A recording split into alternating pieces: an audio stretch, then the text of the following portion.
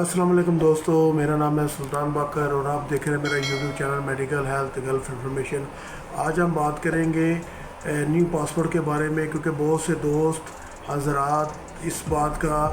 बार बार गिला कर रहे हैं कि जी हम आपको मैसेजेस और कॉल करते हैं, आप हमें इसके बारे में बताते नहीं हैं। तो आज मैं बताने जा रहा हूं कि आप जब मेडिकल कराने सेंटर जाते हैं आप अनफिट हो जाते हैं, एक्सरे में या ब्लड में या किसी और चीज़ में आप अनफिट हो जाते हैं, तो आपको चाहिए कि आप अपना पासपोर्ट की एक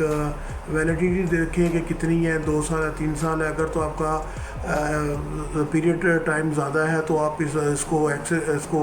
पासपोर्ट को दोबारा ना बनवाएं, उसी पे अपना इलाज करा के अपना दोबारा मेडिकल कराएं। क्योंकि जो लोग अपना मेडिकल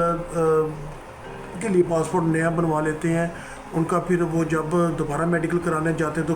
पीछे वाला पासपोर्ट का डेटा आ रहा होता है, फिर वो टोकन लगा लेते हैं और टोकन लगा कर नया मेडिकल करवाते हैं। उसमें भी कई दफ़ा आपका वीज़ा लग तो जाता है और कई दफ़ा वीज़ा रुक भी जाता है। और इसके अलावा जो लोग उसी पासपोर्ट पे अपना मेडिकल करवा लेते हैं,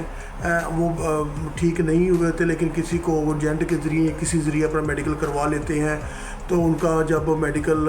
होने के बाद दोबारा प्रोसेसिंग के लिए पासपोर्ट मैसेज आता है तो मैसेज वाले उनको वीज़ा रिजेक्ट कर देते हैं। उनको कहते हैं आप नया पासपोर्ट बनवा कर अपना नया वीज़ा लगवाएं। उनको शक होता है कि ये कैसे फ़िट हो गया, लेकिन अगर आप अपना प्रॉपर इलाज करा के उसी सेंटर से मेडिकल करवाएं तो आपका उसी सेंटर से अनफिट का डेटा आ रहा होता है और उसी सेंटर से फिट का आ रहा होता है, तो वो मैसेज वाले आपका वीज़ा लगा देते हैं। क्योंकि आप पासपोर्ट को जब भी इस्तेमाल करें या उस पर जब भी नया बनवाने का माइंड बनाएं तो आप उसकी प्रॉपर इंफॉर्मेशन के बारे में सोचें।